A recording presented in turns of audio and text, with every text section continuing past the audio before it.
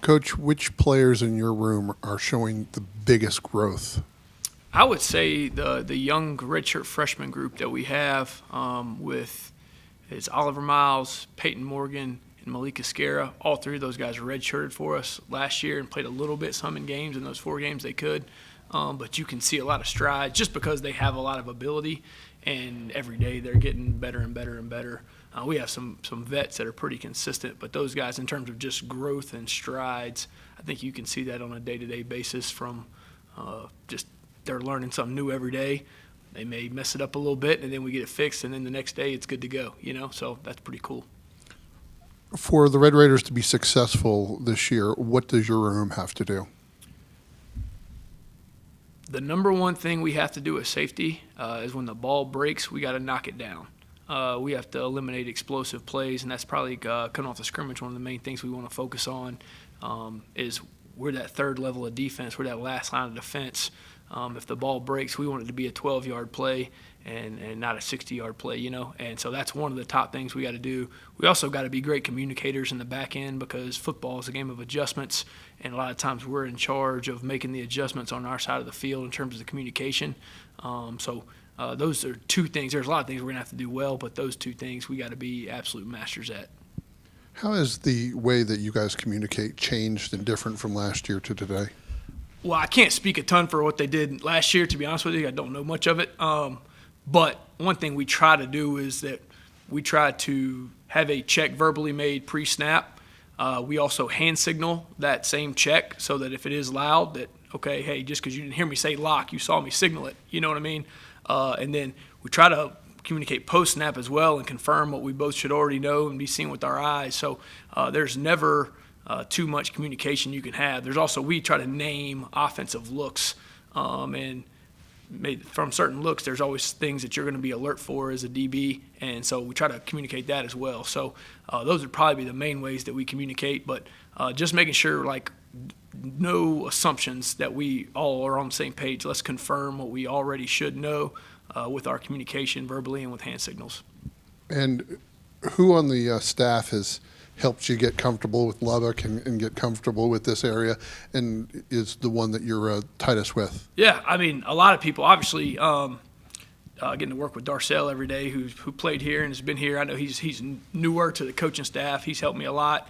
Coach Kenny Perry's helped me a lot to kind of take me under his wing some. But, I mean, honestly, everybody, Zarnell, CJ, obviously I knew Coach Wood, so but anyway, Juice, I mean, all those guys have been, Garrett, all those guys have been really, really good to me. So I've been fortunate to get to work with them. So it's a great group. In terms of teach tape, what players or anything in specific that you're usually showing these guys, and what are they responding to best? To be honest with you, most of the reps Cole takes are usually pretty how you want it done. He does a great job there. I've been fortunate to have we had some really good players my last couple of years at Tulane, so being able to use some of the examples from those guys, like Caleb Ransaw is potential 3rd, 4th round draft pick for those guys this year, so being able to teach off some of his tape is good. And then within our room, I think Cole and BJ have played the most probably, and so it's in terms of the 2 safeties deep, and they do a lot of things that you would expect vets to do, just in terms of the way they do it with their stance, their eyes, their footwork. So you can usually have a good teach rep off a lot of what they do. So, how have the guys responded to Cole? Obviously, he is coming from a championship-winning background. Yep. I mean, how much does that motivate the guys around him, and personality-wise too? Yeah, good. I mean, Cole's done a great job of coming in to the program and, number one, creating relationships, because nobody's going to buy you as a leader until they've bought you as a person, And so he's done a really good job with that, not being overbearing, but being vocal when he needs to be vocal. And I think he's earned everybody's respect just the way he approaches things and the way that he works, So I think he's done a great job with that. And then he's been around great coaches and a great program where they had high standards, and just having another person there to reinforce that with what we're already doing here, I think is a big deal. But that's probably where he just earned so much respect by how he approaches everything, And so that's one big thing for sure. And then in terms of Peyton Morgan, I guess, what are the next steps for him to step into maybe even a starting role? Yeah, I think just being consistent every day. I think he was involved with 2 takeaways on Saturday, And so it's just stacking those days over and over. And that's probably the biggest adjustment for any redshirt freshman is just getting to where, like, I have this level of rep as my top rep, but how often can I be at that level with my focus? And the plays will come if you're just doing your job and in the right position, the plays are going to come to you. So I think we're trying to accentuate his good reps and then just day by day eliminating some bad reps. And I think the more he does that, the more opportunities he's going to see. So. You've worked with Coach Wood, Yep. obviously, in the past. What has he shown you as far as coming into Lubbock about taking this next level for you in the safeties room for Texas Tech? Yeah, I mean, I think personally, I'm maybe a little bit biased. I think he's one of the best defensive coordinators in the country, and it's been cool. I was with him his first year as a defensive coordinator in 2017. I think I was with him his third year as a defensive coordinator at Tulane. I guess this will probably be his fifth season maybe. But it's just like watching how he's refined his process and made everything more efficient, and we have some better coaching points than we had back in 2017 that can help us, But just having him in there, he's so consistent and even keel. Like he doesn't get too high, doesn't get too low. He's just solid, and that's what you want from your leader of your room, is something that what you're going to expect and get from them every day. So, but it's definitely been cool for me to be with him at the different spots, and like I said, he's one of the best in the country. So fired up to work with him. I asked Coach Wood this back in, I guess when he got here back in December, how, he'd been in this place, and he said he remembered as a young coach looking at coaches' bios and couldn't picture ever being kind of that guy who was in all these different places.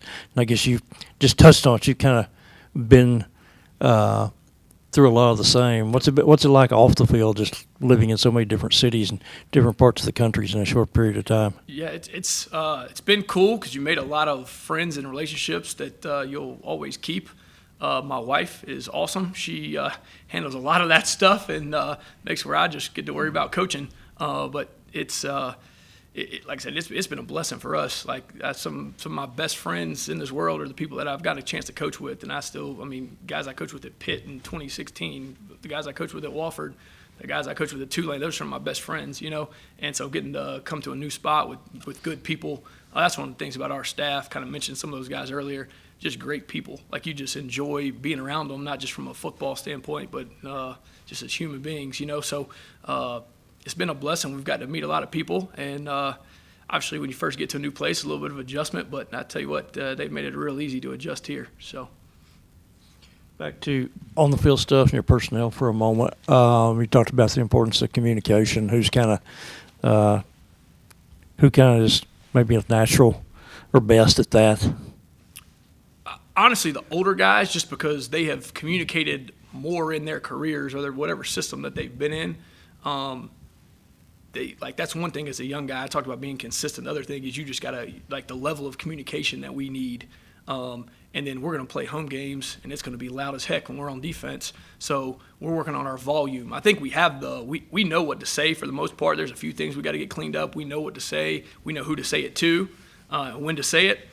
We just got to say it at a level that's loud enough where when people are rowdy and Jones that we can hear it, And so I think your confidence is reflected by your volume, and so that's what we're trying to continually improve upon. But the older guys are better at it just because they've done it more. AJ, BJ, and Cole have played a ton of snaps, and so they're used to having to do that. And so I'd say those guys stand out, but it's because of their experience. And also maybe on skill set wise, who impresses you with how physical they play, and who impresses you with ball skills? Yeah. Honestly, looking back at the scrimmage, you could see everybody in the room. I think had a couple plays. You're like, whoa, that's a really good play. Like in terms of whether it was playing on a ball or it was going and making a tackle in space or getting off a block. Like there are so many guys that you can see the skill level, and it's just we also probably had about every guy that maybe we had a mistake that kind of hurt us a little bit, And so it's trying to refine that. Like I said, I see a lot of skill level in a lot of guys, It's probably not a great answer, but there's a lot of guys in that room that have very high ceilings, and we're working to get to that every day. Again, it's just making your best rep happen more often and eliminating some of your worst reps. So.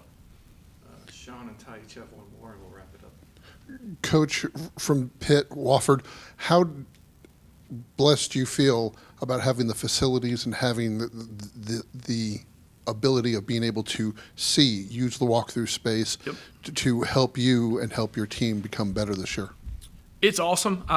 Like everywhere I've been fortunate. We've had pretty good facilities, but this is next level, and even like when you're recruiting and you walk somebody in here and they're just like they get wide-eyed, and I kind of get wide-eyed still when I come in every day. But you have, not only is everything shiny and new, you also have all the things you need to do your job on a day-to-day basis at a high level, like with everything that's in the training room, all the nutrition resources that we have, the walkthrough room you hit on, like we have a lot of things functionally as well as just being big and shiny, and so you have everything you need, so let's go do it. Going back to like teaching your guys how to be a little bit louder, a little bit more vocal. I mean, there's only so many things you can do to make the same amount of noise that you actually get in a live game situation. So how are you going about that in terms of pumping in stadium noise? Well, I think Coach, one thing we do a lot in practice is we have music during practice, and so that naturally creates some noise that you got to talk over.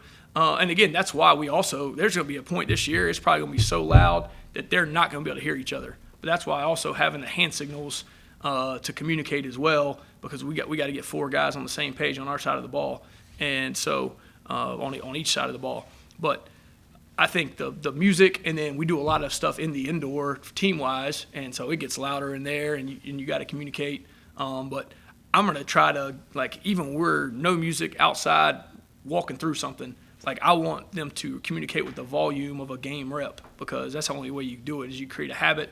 If I let them speak softly in a walkthrough just because I know we can hear it, like we're not doing it as good as we could, So trying to emphasize that every day. Again, it's a process. The more comfortable you are with what you are saying, naturally, the louder you can be. So I think as we keep getting reps in the defense and keep understanding stuff, and we just keep doing the same things over and over, that's naturally going to happen. But we also got to emphasize it. So.